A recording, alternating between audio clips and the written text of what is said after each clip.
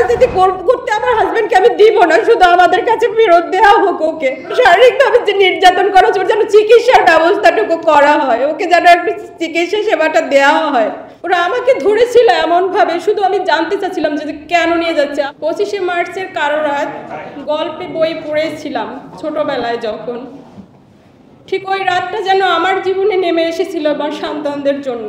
আমরা ঘুমন্ত অবস্থায় ছিলাম আমার বেডে, আমার দুইটা বাচ্চা, একটা 5 বছরের আর একটা 1 year প্লাস। নূরের গলা ধরে শুয়েছিল ওর বড় বাচ্চাটা, যে বাচ্চাটা আজকে ও স্তব্ধ হয়ে গেছে। 25শে মার্চের কারো রাত গল্পে বই পড়েছিলাম ছোটবেলায় যখন, ঠিক ওই রাতটা যেন আমার জীবনে নেমে এসেছিল আমার সন্তানদের জন্য। আমাদের ঘরে কোনো কলিং বেল দেওয়া হয়নি, কোনো কিছু না। হঠাৎ করে মেইন দরজা এবং আমাদের রুমের যখন দরজা ভাঙার শব্দ শুনে আমি শুধু ছোট বাচ্চাটাকে রেখে শুধুমাত্র দাঁড়িয়েছিলাম। এর মধ্যে দেখে আমার সামনে এসে অন্ধকার ঘর, অনেকগুলো লোক, তাদেরকে তখন তো আমি চিনতে পারতেছিলাম না। নূর উঠতে পারতেছিল না, বড় বাচ্চাটা ওর গলাটা জড়িয়ে ধরেছিল। এর মধ্যে ওরা ঘরে ঢুকে সর্বোচ্চ মনে হয় 3 থেকে 4 মিনিট হবে। তো বারবার জিজ্ঞেস করতেছিলাম আপনারা কারা। এতটা মানে ভয়ঙ্কর, আমি ওই রাতের বর্ণনা হয়তো আমি দিতে পারতেছি না এই মুহূর্তে। 2 থেকে 3 মিনিটের মধ্যে ওকে নিয়ে যাওয়া হয়। ইভেন সিকিউরিটি গার্ডের যে নর্মাল ফোন সেটাও তাকে নিয়ে যাওয়া হয় ওই রাতে।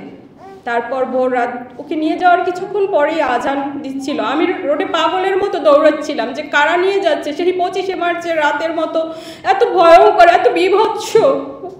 আমার মানে কিছু কথা আসলেই বলতে আমার খুব কষ্ট হচ্ছে আজকে।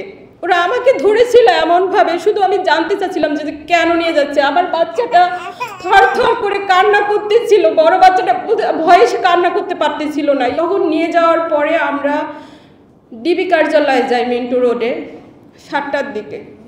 ও জায়গায় খোঁজ করি যে কারা নিয়ে গেল, যেহেতু প্রশাসন হয়তো নিয়ে গেছে কিনা জানার জন্য। ডিবি কার্যালয়ে গেলাম। ওই জায়গা থেকে যেহেতু র্যাবের 2টা গাড়ি ছিল, র্যাব 3-এর, তো তার জন্য র্যাব 3-এ যাই। যখন ওর খোঁজ পাচ্ছিলাম না, তারপর বাধ্য হয়ে নিকটস্থ আমাদের হাতিরঝিল থানায় গেলাম। যেহেতু ওর খোঁজ মানে শুধুই ভয়ে ছিলাম যে আসলে ওকে আমরা ফেরত পাবো কি না।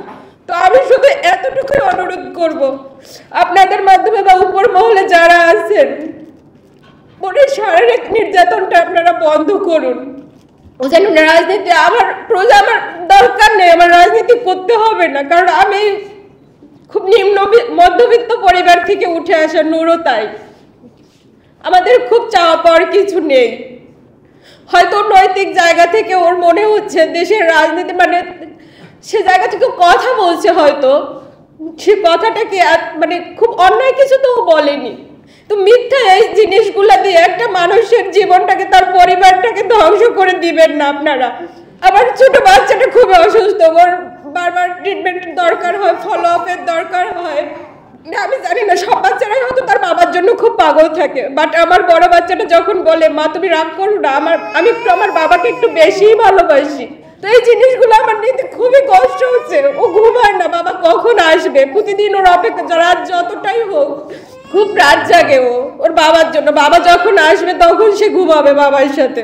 তাই আপনাদের কাছে মাধ্যমে শুধু আমার করজোর অনুরোধ, প্রয়োজন রাজনীতি করতে আমার হাজবেন্ডকে আমি দিব না, শুধু আমাদের কাছে ফেরত দেওয়া হোক ওকে। ও তো কোনো অন্যায় করেনি, ও তো কোনো অপরাধ করেনি।